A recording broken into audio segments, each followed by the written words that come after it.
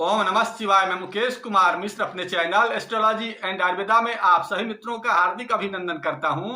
और आज आप सभी मित्रों के समक्ष हम जो टॉपिक को लेकर के आए हैं उस टॉपिक का नाम है पति पत्नी के संबंधों को कैसे मधुर किया जाए।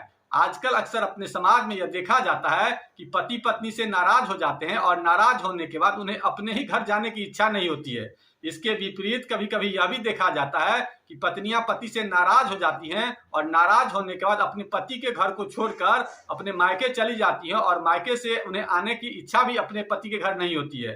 तो अतः हमने आज सोचा कि क्यों ना पति पत्नी के संबंधों को मधुर बनाने का कुछ ऐसे फॉर्मूले आप लोगों को बता दिए जाएं जिससे कि आप लोगों का जो वैवाहिक सुख है वो पूर्ण रूप से प्राप्त हो और पति पत्नी का जो संबंध हो वो रिश्ता कायम रहे। तो आज यह सबसे पहले यह आप लोगों को बताने की कोशिश करते हैं कि किन कारणों से पति पत्नी का रिश्ता खराब होता है। जब भी आपके जन्म कुंडली में सप्तम घर कमजोर होगा, उस पर पाप प्रभाव होगा, तो रिश्ता खराब होने की संभावना ज्यादा से ज्यादा होती है। इसके विपरीत कभी कभी यह भी देखा जाता है कि सप्तम घर खराब होता है लेकिन जन्म कुंडली में पुरुष के अगर शुक्र मजबूत होते हैं तो वह रिश्ता लंबे समय तक चल जाता है। इसके विपरीत जिन लड़कियों की कुंडली में गुरु अच्छा होता है उनका भी रिश्ता लंबे समय तक चल जाता है। तो अब हम यह चर्चा करते हैं कि कैसे खराब रिश्ता को अच्छा कर दिया जाए जिससे कि हमें जिंदगी में आनंद की अनुभूति हो और पति पत्नी का जो संबंध है वो स्वर्ग जैसा रिश्ता आप लोगों को लगे। तो अब यह बात करते हैं कि कैसे ठीक हो। लेकिन इससे पहले आप लोगों को यह जानकारी दे देते हैं कि अगर आप लोगों ने हमारे चैनल को सब्सक्राइब नहीं किया है तो कर लीजिए,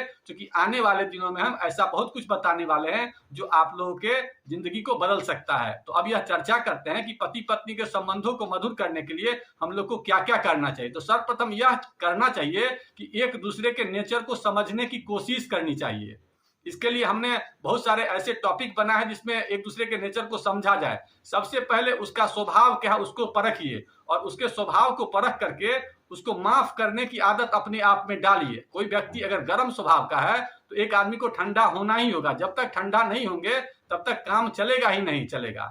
इसलिए सबसे पहले उसके नेचर को समझिए और नेचर को समझने के बाद कुछ आदतों को आप अपने आप में भी बदलाव करिए और माफ करने की प्रवृत्ति को बढ़ाइए। इसके अलावा जब भी लगे कि एक आदमी को गुस्सा हो गया तो दूसरा आदमी ये कोशिश करिए कि हमको मौन रहना है, चुप रहना है, थोड़ा सा साइड कुछ देर के लिए हट जाइए और तुरंत पानी पी लीजिए। इसके अलावा अपने शरीर से गर्म पदार्थों का जो प्रयोग है उसको कम से कम करिए। जैसे सोना पहने तो उसको निकाल दीजिए। ज्यादा एनर्जेटिक सामान पहने हैं जैसे लाल, काला, हरा, डीप कलर जो भी होता है वो एनर्जी बॉडी में देता है, तो एनर्जी को कम बॉडी में कीजिए। इसके अलावा शरीर में चांदी की मात्रा को बढ़ाइए और कुछ कुछ देर पर पानी पिया कीजिए। और साथ ही साथ ये प्रयास कीजिए कि उत्तर साइड में पानी का कोई वस्तु रखा जाए। वहां पर या तो गंगाजल रखिए या नारियल पानी रखिए। किसी भी प्रकार का पानी का जो सोर्सेज होता है वो ज्यादा से ज्यादा उत्तर साइड में रखिए। इसके अलावा दो तीन चीज और करिए कि अपने घर में थोड़ा संगीत के माहौल को क्रिएट कीजिए। संगीत जितना ज्यादा बजेगा वहां पर माहौल उतना शुक्र का अच्छा होगा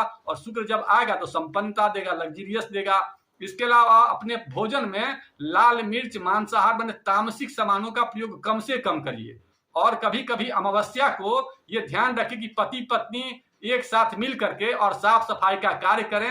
इसके अलावा घर के नौकर चाकर जो भी हैं उन्हें कुछ गिफ्ट किया जाए शनिवार। इसके अलावा पति को सुगंध का प्रयोग जरूर करना चाहिए और पत्नियों को हल्दी की मात्रा कुछ ज्यादा मात्रा में लेनी चाहिए। जहां भी वो ज्यादा समय व्यतीत करती हैं वहां पर हल्दी का टुकड़ा जरूर रखना चाहिए और हल्दी को गुरुवार को भगवान विष्णु के समक्ष रख करके पूजा कर करके उस हल्दी को 4-5 टुकड़ा ले लीजिए और सब जगह रख दीजिए। एक पर्स में रख लीजिए, एक जो है सो जहाँ पूजा होता है वहां रख लीजिए, एक किचन में रख लीजिए, एक ऑफिस में रख लीजिए या जहां भी आप सोते हैं वहां भी रख सकते हैं। इसके अलावा एक चीज का और विशेष महिलाओं को ध्यान रखना है कि अपनी बाल को खुला कम से कम रखने का प्रयास करिए। जितना बाल खोलिएगा उतना हो सकता है कि लफड़ा बढ़े, राहु के कारण अगर परेशानी होगी तो।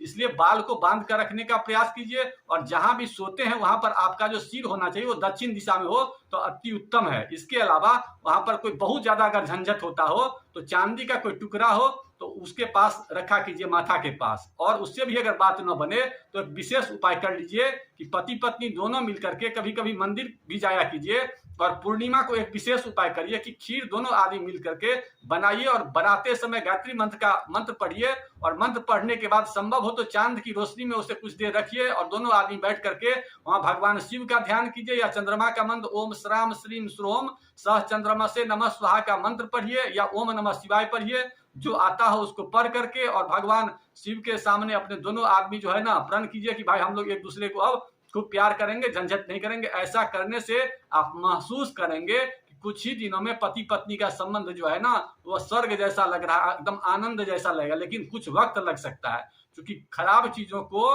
हटाने में कुछ वक्त लगता है। ऐसा अगर करिए और अगर आप लोगों को लगे कि फायदा हो रहा है तो हमारा जो दक्षिणा हमारे नीचे पेटीएम नंबर जो दिया हुआ है उस पर हमारे दक्षिणा ट्रांसफर कर दीजिएगा और फोन करके दीजिएगा कि हमने ये उपाय आपका किया और हमें बहुत फायदा लगा, क्योंकि इन उपायों से हमने बहुत सारे परिवारों को टूटने से बचाया है। अतः आप लोग भी इन साधारण उपायों को करिए, इसमें कोई खर्च नहीं है और करने के बाद हमें रिपोर्ट करिए और कमेंट बॉक्स में डालिए कि जिससे भी जो लोग नहीं कर पाए वो लोग भी अच्छे तरह से प्रेरित हों और करें। यह पोस्ट कैसा लगा और इसमें किस प्रकार की जरूरत है आप लोग अपने कमेंट बॉक्स में डालिए, जिससे कि हम उसे देखें और उसका आप लोग को रिप्लाई करें। और इसमें किस प्रकार के पोस्ट आप लोग आगे चाहते हैं वो भी लिखिए।